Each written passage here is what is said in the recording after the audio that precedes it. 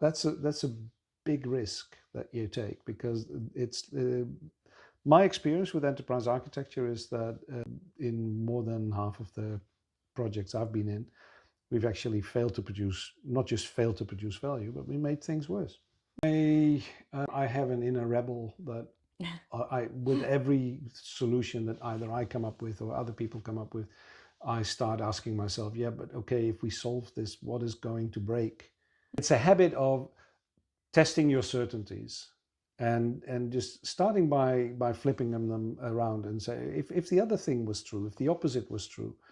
I think the biggest breakthrough for me as an enterprise architect was realizing that the biggest impact I had in my profession was in the conversations I had with people.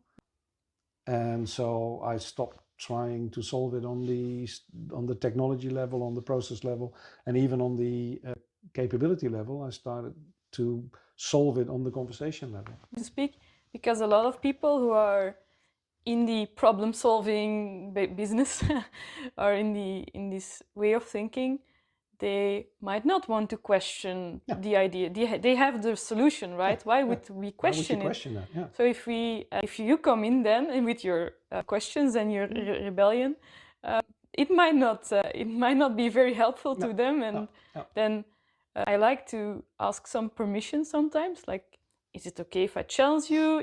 The goal is to pressure test it. And then we go and very often we find a different solution.